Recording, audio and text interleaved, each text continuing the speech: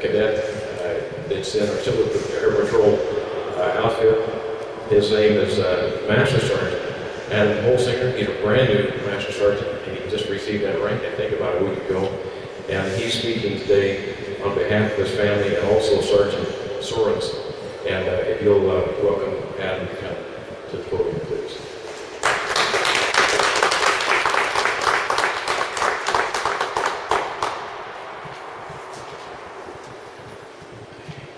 Hello, my name is Adam Holsinger.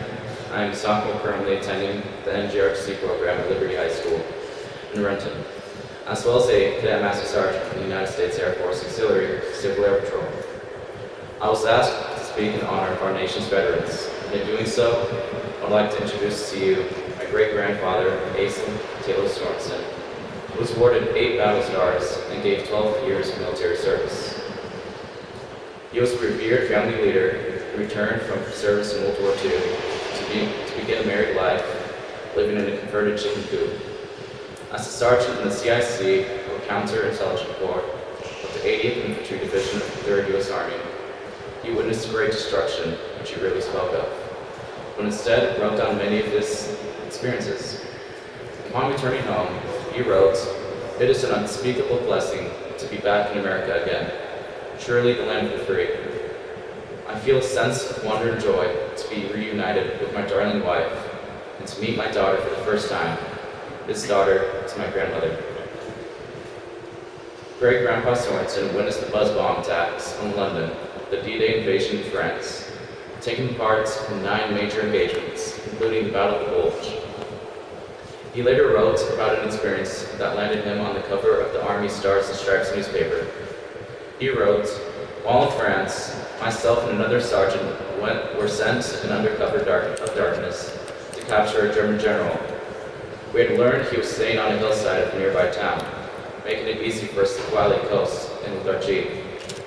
We memorized the streets and then slipped into the house, and after subduing the orderly stationed there, we found the general in bed with some woman. We clapped the man in irons and back in our trusty jeep.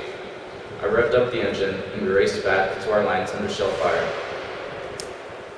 My great-grandfather is one of the countless veterans whose service to this nation reflected a pattern of service to God and fellow man, which continued long after he retired from active duty.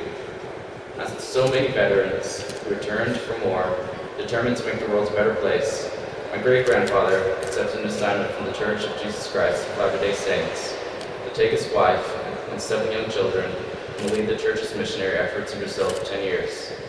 He remained close to the countless people whose lives he touched through his lives. We today remember those who were willing to pay the ultimate price for freedom for not only themselves, but for their families and friends, and to honor those who currently defend our great nation's beliefs in freedom. Their lives boldly teach us that if freedom seems free, it is only because they continue to buy for us. And the cost has been, and continues to be, heavily, very heavy. Excuse me.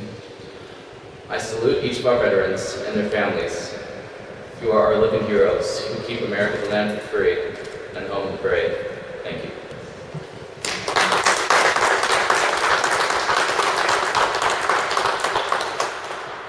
Some interesting memories as we think about that. Adam, thank you for bringing those stories about your grandfather and other family members.